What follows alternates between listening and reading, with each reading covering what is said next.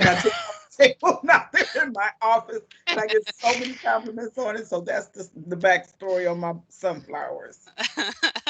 Well, I think it was a good call. They're beautiful. Thank you. All right, it is 4:01, so we're going to go ahead and get started. We want to be very respectful of everyone's time.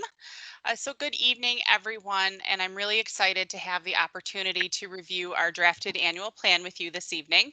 I really want to thank you for taking the time to attend tonight. Please know that your attendance and your feedback are very valuable to us and very much appreciated. So before we launch into the full-on annual plan, if we can move to the next slide, I just wanted to provide a high-level overview of some of the responses that we received from our needs assessment. If you were not able to, or I'm sorry, if you were able to complete our annual needs assessment, I just wanted to say thank you. If you were not able to and you would have liked to, please let us know. We're always striving to make sure that everyone who would like to participate has the opportunity to do so, and always looking for ways to better engage our community so that everyone has the opportunity to participate. I also just want to note that this is a very high level draft and an overview of our data. It does not review tonight every data point that we collected, but please know that we did not just collect data for the sake of data. We are using every response. Everything was recorded, it's being reviewed, and those not reviewed tonight are certainly going to help us achieve our goals throughout the year. If we can move into the next slide. And the next slide, please. There we go. Thank you. So this slide shows us who responded to our needs assessment. And in total, we received 415 responses. So we were very, very happy about that. And our communications team did such a wonderful job of advertising the links to the survey, as well as mailing hard copies of this survey out to the people we support. I want to listen to the meeting. Oh, I'm going to mute everybody. Sounds like we've got some background. Okay. Everyone's muted, Nicole. Including me, sorry. There we go.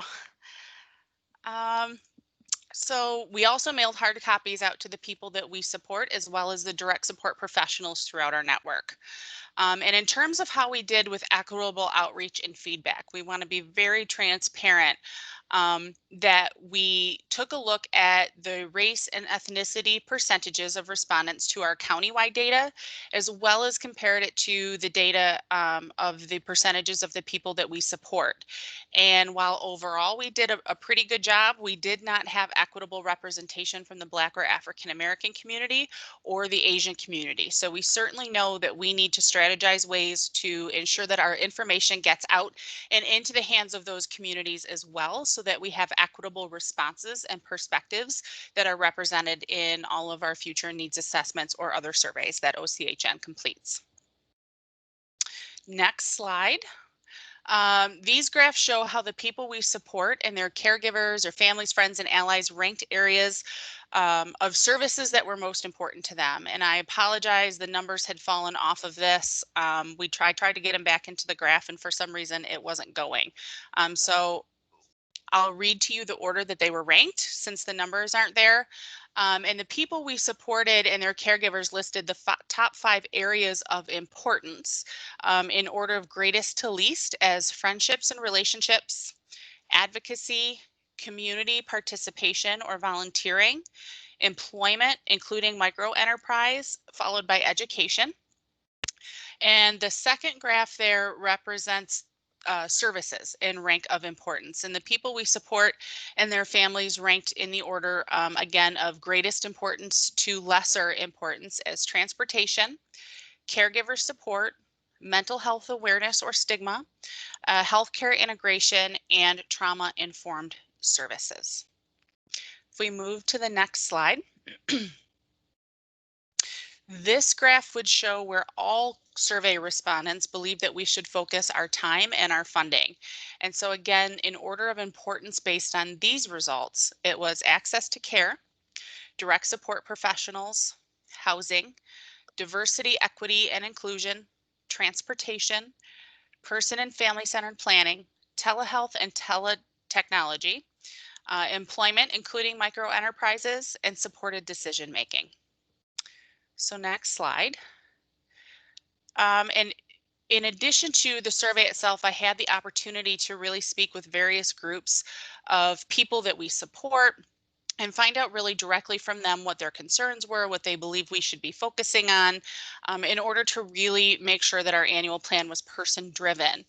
And unanimously, everyone that I spoke with had said that access to safe, clean, and affordable housing, as well as transportation, were areas of concerns and barriers to their ability to live the life that they want for themselves. And so those areas were also mentioned in our narrative responses that we collected throughout the survey. And the following areas that are listed: person and family centered planning, caregiver support, direct care professional support, and access to services, including our customer services and recipient rights departments, were also mentioned. All of these things came together to create the draft of the FY21 annual plan. And we want to practice our value of continuous quality improvement and really having strategic and annual plans that drive our focus and our operations. So with that in mind, we took the feedback that we received from the people we support, our own staff, our board, and other stakeholders, and we used that to implement some changes to the way our annual plan is constructed for fiscal year 21. We have created what we're calling a high-level plan, and in this plan format, we maintain goals that are meaningful and match our strategic focus, but we've removed the objectives. And this was really to allow the flexibility in how we approach achieving goals, but it does not change our overall focus of what we want to accomplish in the next year. And when changes occur at the state level or in the course of us implementing the changes that we need to implement to reach a goal, this just lets us change and adapt to the how we do things, but it doesn't change the why we do things, and it certainly doesn't change the goals that we're striving to achieve.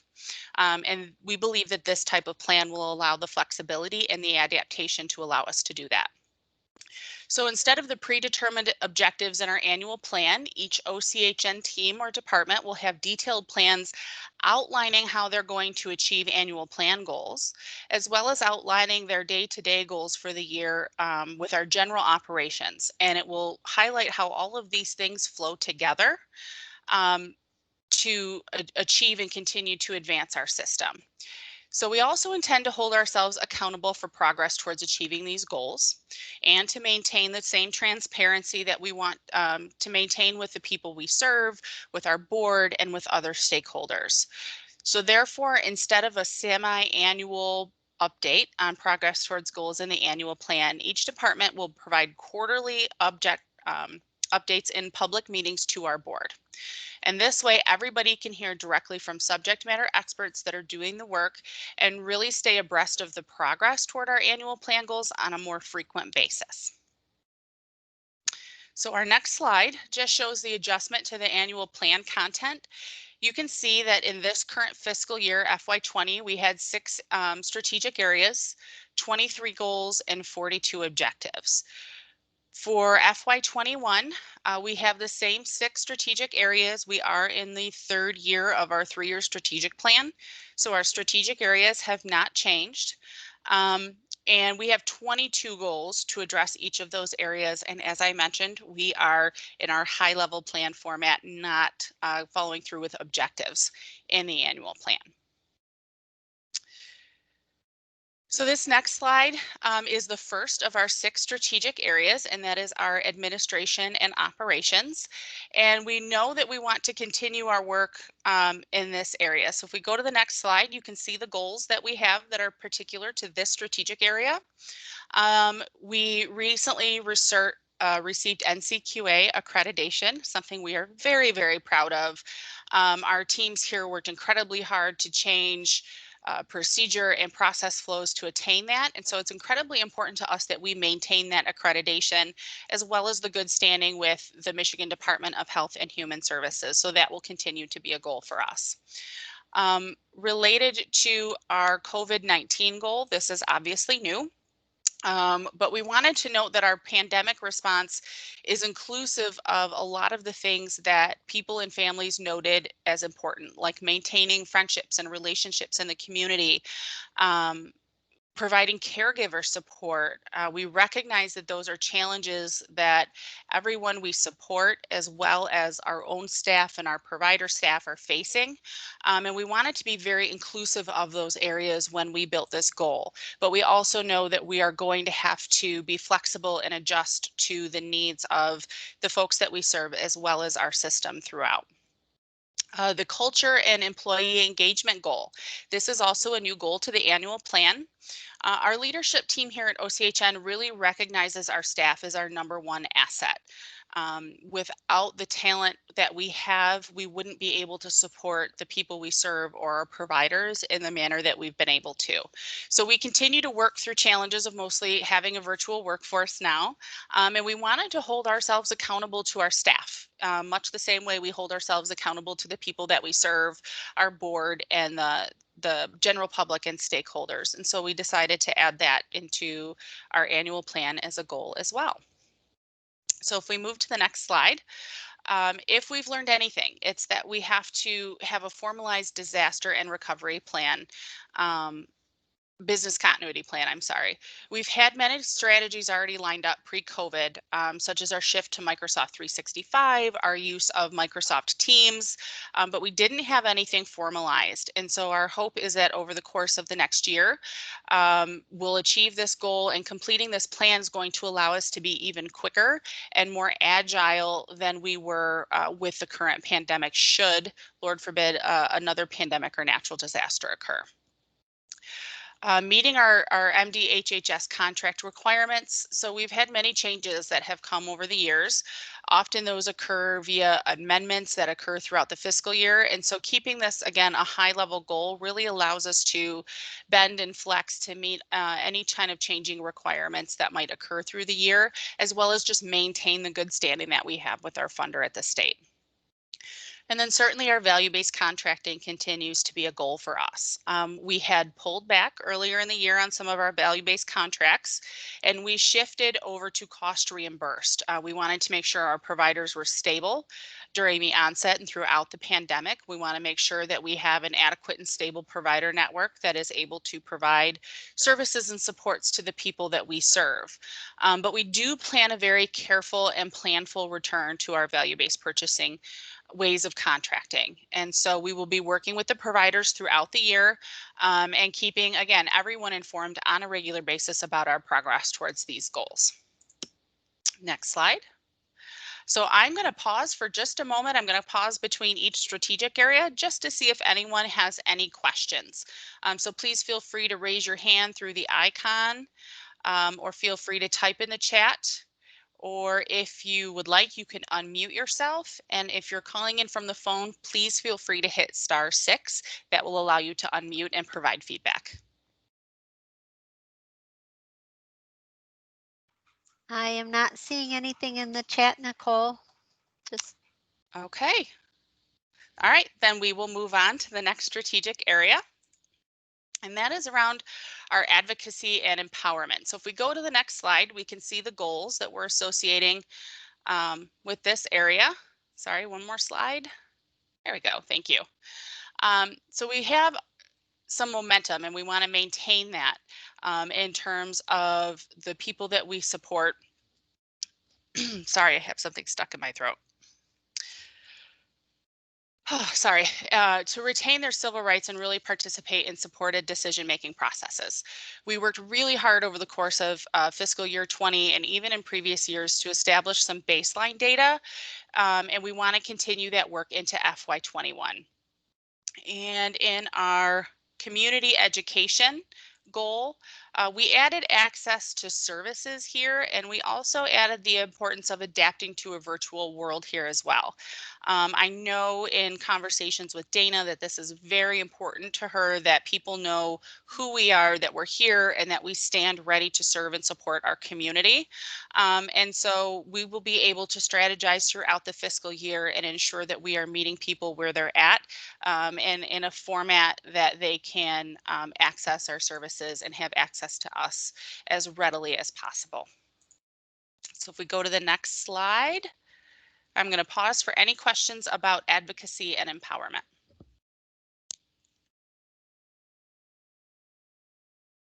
Okay, seeing none, let's move on. And this is budget and finance, so I'm going to take a pause and Anya's going to review our budget and finance goals. Nicole, before you move on, Malkaya raised her hand. Oh, I didn't see it. Hi, Malkaya. I'm sorry, it's kind of hard to get it up, but I was just wondering the civil rights and people retaining their civil rights. Do you have any idea if people who have had guardianships, if it's been overturned? Are you seeing that trend at all? I haven't seen the latest data pull. I know that Vicky has the baseline data, so we can certainly get that to you. Okay. But I haven't seen the data since the baseline, so I'm not sure how much progress we've made. I know the work group has continued to work really hard about, if not completely overturning a plenary guardianship, then at least moving into like a fiscal intermediary or something less invasive and less restrictive to a person's rights. Right. I would be interested in seeing some of that data, if you don't mind, just to see if we're, making an impact there, because I know that some people are really suffering with the guardianship arrangements that they have. So it would be nice to see that everything that we're doing is making an impact in that area. Thank you. Yep. Okay, I'm going to pause for just a second and then turn it over to Anya. Okay, good afternoon, everybody. So for budget and finance, our priorities for this area are typically related to things like how do we manage our funding that comes in, how do we better understand what we plan to have come in and the needs of the individuals that we serve, and making sure that we have the revenue to provide them. We focus really on effective administration and service delivery so that it can be as efficient as possible, and making sure that we can accomplish our goals and objectives to make sure we're providing needed supports and services to people of Oakland County. So our finance priorities are, the next slide, please. First and foremost, budget planning and implementation. So many of you hear me talk about understanding the rate structure the department provides us, how the rates are developed, and how that impacts the revenue that we get on an annual basis, and really understand what that means long term beyond this fiscal year, of how things are changing and how the potential changes can impact our revenue and the revenue available to provide services to the community. Part of that being making sure that we are watching the new area factor that was developed by the department this fiscal year, as well as the significant change we've had in eligibility, which means additional funding over the last 6 months. Just with the turn in the economy, it does impact our revenue. So we'll be making sure to watch that closely in the upcoming fiscal year, and understand how that's impacting our revenue and how that impacts our rates going forward. So funding advocacy is something that's always a big priority for our finance team here. Much of that is working with the department to make sure that we not only help them understand the implications of any changes they make, but also really participating in subgroups that they have between rate development, fee schedule development, and independent rate models that they're developing, which impact us maybe not in this current fiscal year, but really do impact how and what we're funded in future fiscal years, and also helps tell the story of the necessary funding for the system across the state. Part of what they're doing as well is working to create consistent cost allocation within each of the PIHPs and CMHs, so that really we're looking at a fair playing field when we're all reporting our different information, so that the department can really understand the needs of us as a system, and then ultimately the needs of Oakland County. And then finally, focusing on provider funding, which includes not only appropriate compensation for our direct care professionals, which has been a significant priority for a minimum of the last 3 years, but also our our core providers and our subcontracted providers really going through and understanding the funds necessary to fund people an appropriate amount for the service being provided, because part of our goals are to make sure we have a stable network, and that goes hand in hand with consistency in rates and consistency in rate development. All of that being said, we are, as mentioned earlier, working on finalizing our value-based contracting with our last service network, and making sure that those efficiencies from that are utilizing technology in any way we're able to make sure we're pushing as much money out to direct care professionals and staff that work within the system to make sure they provide the best services available. With that being said, I'll take questions on this and later walk through the actual budget.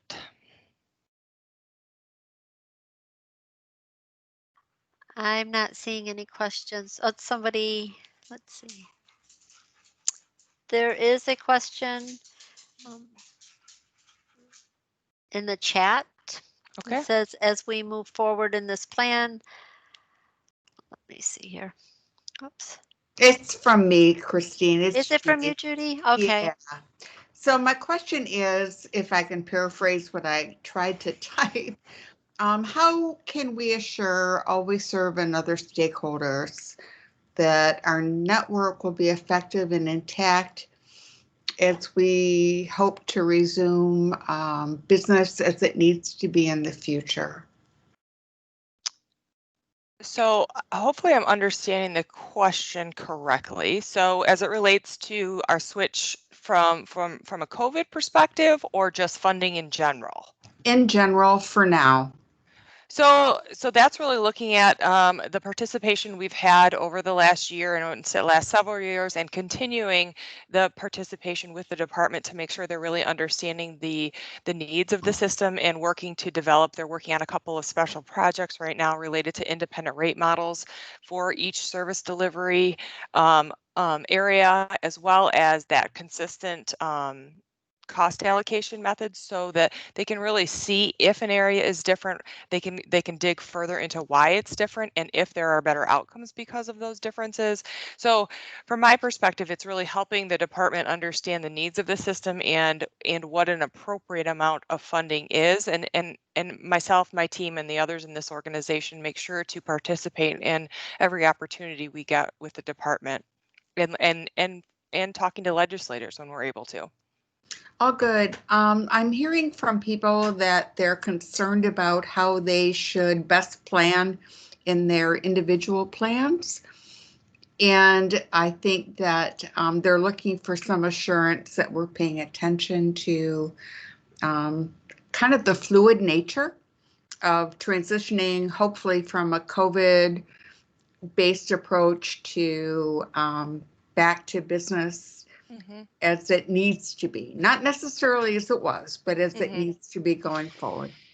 Yeah, so as Dr. Lawson mentioned a little bit ago, with the onset of COVID, we moved everyone away from service models and really made it all of our providers funding on a cash or on a cost reimbursed basis. And what that means is we essentially pay for any allowable and appropriate costs from a Medicaid perspective.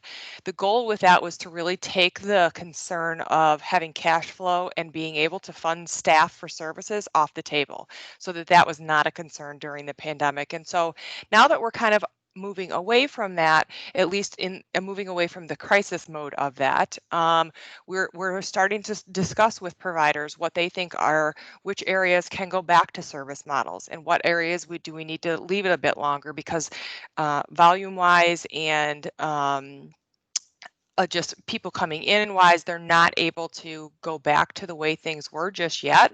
So we're doing that in a really collaborative process to make sure that we are not just moving it over for the sake of moving things back to the way they were, and that we're really doing what's best for people being served. That works for me. Thank you. I appreciate your response. Thanks, Judy.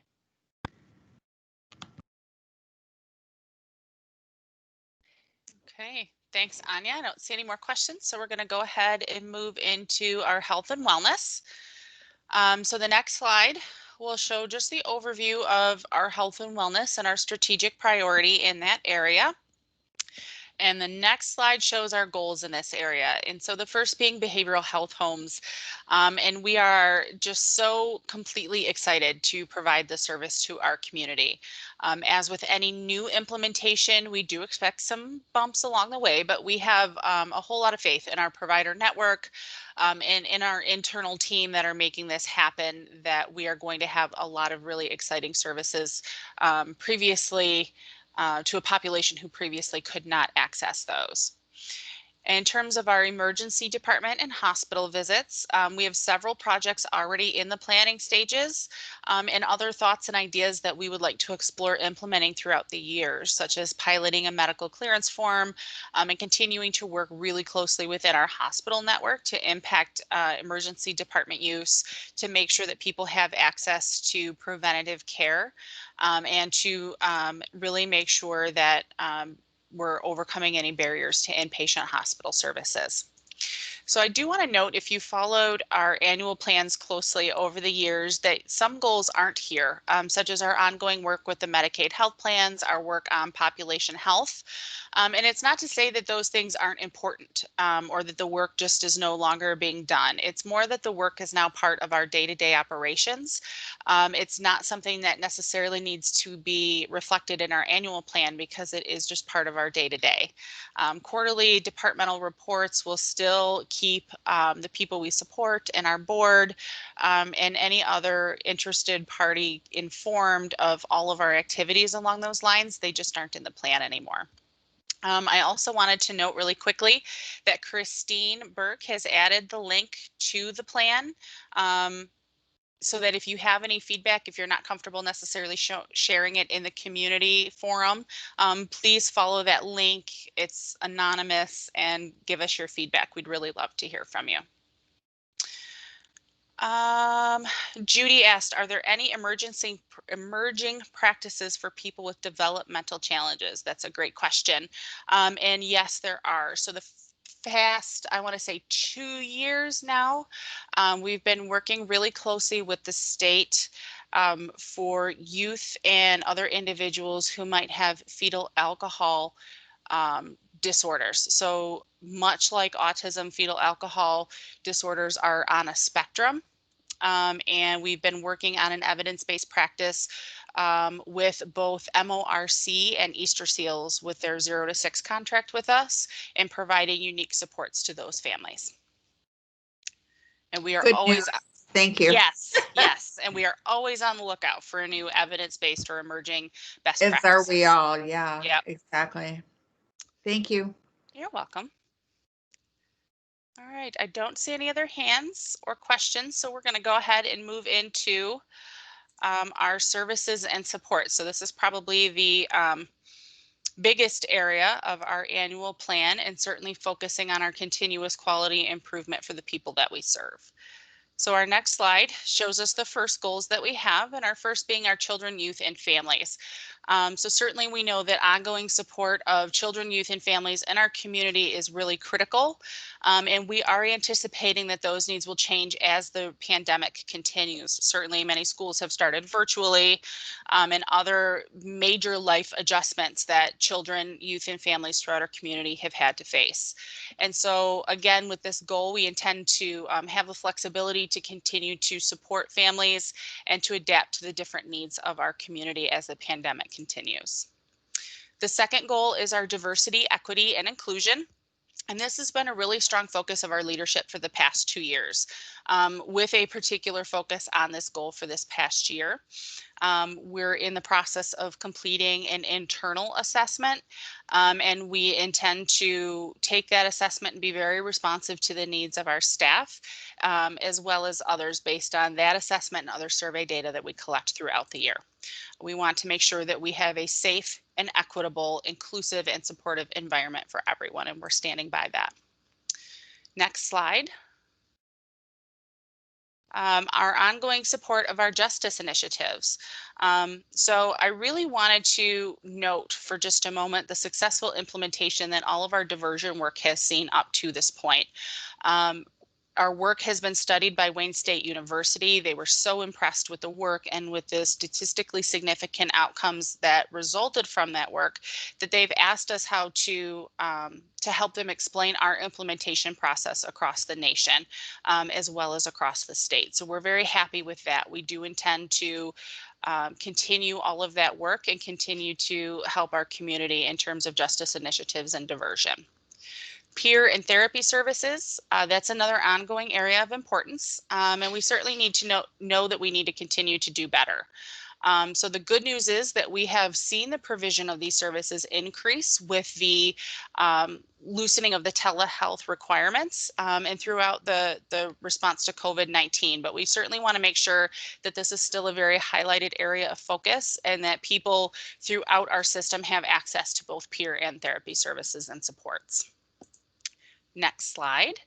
Our person and family centered planning. So certainly that was mentioned in our narrative. We had several surveys go out earlier this year, and it continues to be an ongoing focus for us.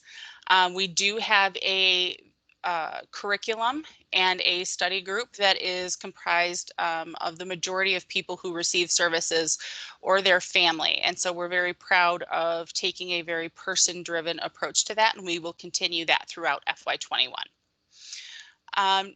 We have the social determinants of health, transportation, housing, employment, and social supports, as well as education, were all identified in our needs assessment as top priorities of the people that we serve. So we will continue to focus on those factors.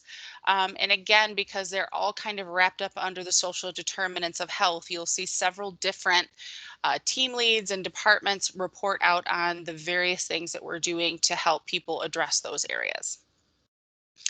And then our substance use prevention and treatment.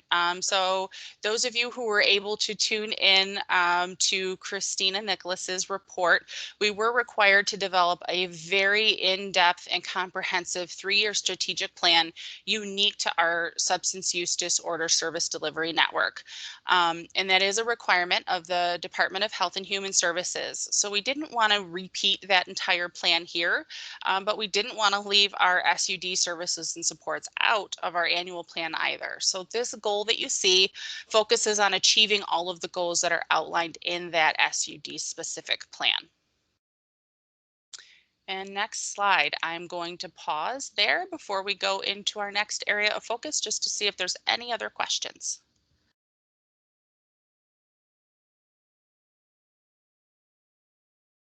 Okay, I don't see any, so we're gonna go. Nicole Malkaya has her hand raised. Oh, you know what? It doesn't pop up until you tell me, Christine. That's funny. Hi, magic. Malkaya. Thank you, Christine. I commend the organization for the work that you're doing around juvenile justice, but I can't help but to, it still bothers me about the disparities with Children's Village and the number of youth from Pontiac that end up in that facility. And I have not seen any targeted efforts. Maybe there are some and I haven't heard, but I really would like to see something reflected or something to address that issue.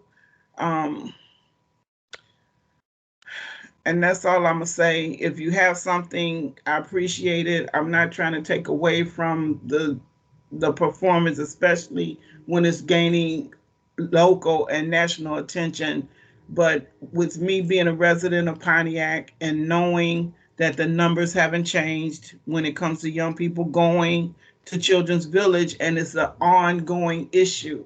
And it seems like it keeps going on and nobody's doing anything to address it. So I just want to put it back out there, and you don't have to respond, but I couldn't let it go. I can't let it go. I understand, and I actually am very excited. I hope I'm not stealing anybody's thunder, but I can let you know that Dana and I have had a couple of calls now with one of the commissioners on the Board of Commissioners, and we're also planning on coming together as a community, working very closely, specifically with Mayor Waterman. as well as a faith-based coalition in the Pontiac area to talk specific jail diversion and what are we currently offering. You know, does the community really truly know what we're offering so that they can seek access to that, and what are any gaps so that we can work together to fill them. So that's very new, but just so that you know, Malkia, because I do know that this has been an area of concern. I've heard you speak about it several times, that there are very exciting community-based things in the works that will hopefully have an impact. If I could be a part of it in any way, I would really like to do that, because it's like we know it's been an ongoing issue. Yeah. Thank you. Thank you. And I see Kim asked, how are we addressing increased trauma effects for direct support professionals and those served during the pandemic? That is a great response.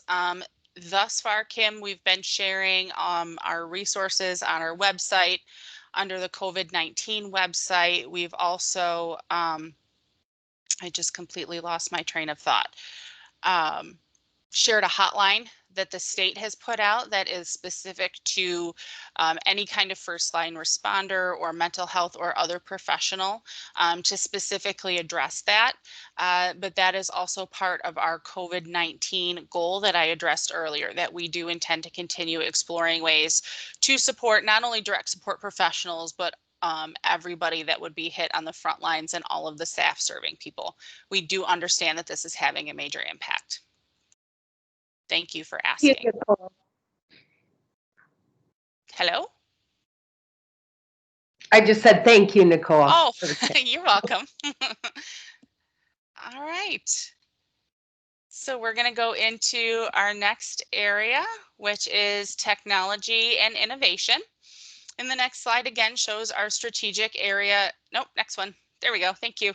And why that's a priority for us. Certainly, it allows us access to information and heightens our ability to have effective coordination across all the service delivery system. So our next slide shows our goals in this area. And so our health information and data exchange. We're a very tech-forward organization. We very much continue or plan to continue in that manner.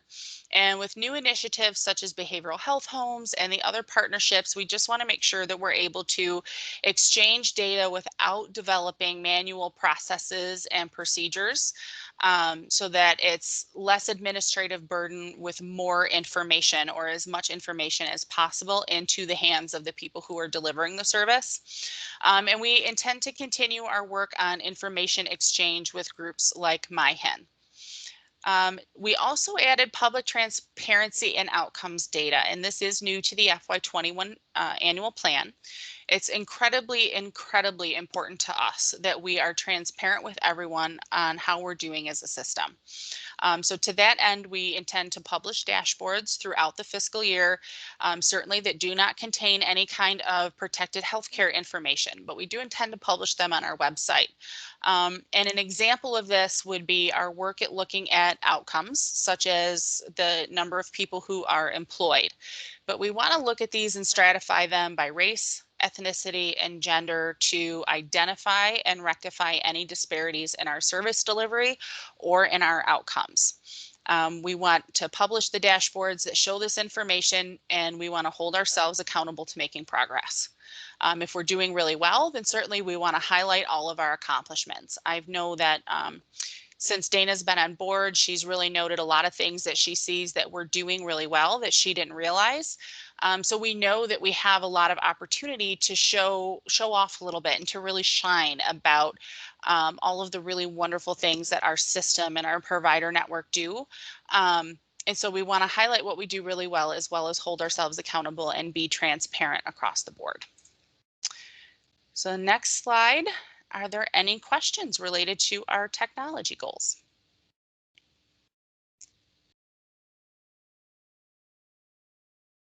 Okay, next slide. So with that, Anya is going to review the FY21 budget.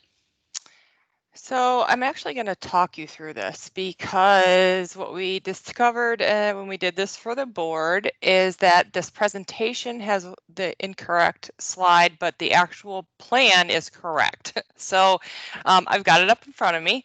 So I'll just talk through what the actual budget says, and then the next slide is correct. So when I get to that, we can talk through that one. But so Medicaid revenues for fiscal year 21 are up slightly from fiscal year 20. I believe it on paper only looks like about $2 or so million from a Medicaid perspective, but that's understanding that in fiscal year 20 we had two direct care wage increases of those $2, so that does inflate the Medicaid number in fiscal year 20. So if you were to look at fiscal year 20 comparatively without those numbers, it does go up pretty significantly, roughly $10 to $12 million from the base number of fiscal year 20. General fund does go down slightly with the general fund dollars that came for COVID going away in fiscal year 21. The county match dollars stay the same at 9.6 million. And primarily the other revenue, OBRA, grants, those types of things are relatively close to the same.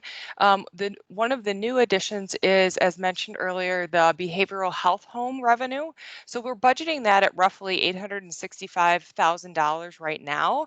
But that's really just because that's a very large guesstimate right now, just because as we just start to roll this out, we're unclear on what that might look like. So as we get through the year, we'll do a couple of budget amendments and adjust that as needed.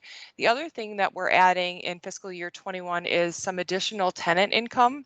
We have 2 additional tenants coming in at the beginning of fiscal year 21. So that does bring in additional revenue to our budget of about $441,000. So total revenue is at about $353 million, again, which is up a bit from last fiscal year. Moving down to expenses, administration goes up just slightly. Part of that is the adjustments to the building capital improvements that have been done over the last fiscal year, including the parking lot, the build out of the 2 additional tenant spaces. All of those things get booked to administration and are depreciated over the life of those particular investments, and then offset by that tenant income for any of the portions that are specifically for tenants.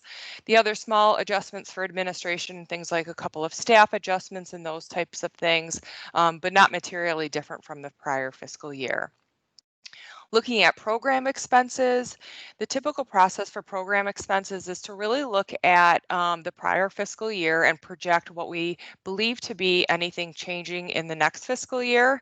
So with COVID, that made it a little more difficult. So instead of using all of fiscal year 20, or what we have thus far in fiscal year 20, we really just took a look at October through March and took a look at that and what we thought was going on between that period prior to really the impact of COVID, and then annualize that with any known adjustments going forward. So that's what you're seeing. And the budget we do at this point in the fiscal year is really a very draft budget. So as we get into fiscal year 20, we will do an amendment, typically December, January, just to tie things up a bit that we need to adjust pertaining to revenue and or expenses once we get a little bit into the fiscal year. But what the good part of this is that the change in net assets is positive. That's the number that is incorrect on the document you are looking at. So the actual change in net assets is about $3.1 million. So moving to the next slide. What you can see, though, if we look at this from a fund source perspective, this top category up here is all the Medicaid fund sources. So all of those fund sources can be commingled. But what you can see if you look at this top section is that we're still overspending in Medicaid by about $2.7 million in total. And if you look specifically at specialty mental health services, it's about $8.8 million. What's really helping us out going forward in fiscal year 21 is Healthy Michigan. The eligibility trend for Healthy Michigan is upwards of $60,000 per per month at this point, which is the highest numbers we've seen since 2014 when the program started. So that's giving us some extra revenue, but as you can see, we are still overspending Medicaid by a bit. Moving down to general fund, you can see we have basically a break even on general fund from going into this fiscal year. Again, estimates at this point, but local money, we do have a planned surplus of about $2.7 million.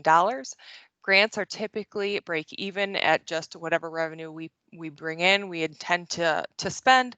And then non-MDHHSs are federally qualified health center that we help support for physical health care for people receiving services. Just below that are substance use fund sources that are non-Medicaid. So we typically do have excess revenue in PA2 funding, as you can see right there, of $2.7 million.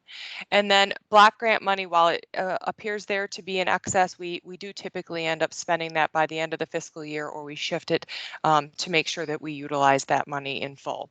So in total, you can see the surplus of $3.1 million. So certainly in far better shape than fiscal year 18 and 19, and definitely going in the right direction to be able to provide the needed supports and services for fiscal year 21. Any questions?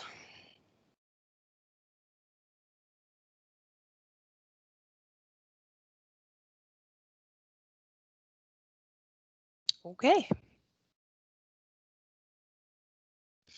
All right, so I'm just waiting a quick more second just to see if any questions pop up or if anyone wants to unmute. That is the conclusion of our presentation tonight.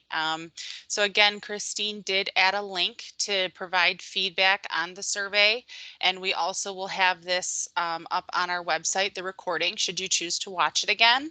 And again, please, we do read every single narrative, every single response that we receive, and we do use that to inform the plan, to make changes to the plan as needed. So if you're not comfortable providing any feedback here, please feel free to follow that link and provide feedback via the form. So with that, we're just going to say again, thank you so much for taking time out of your day.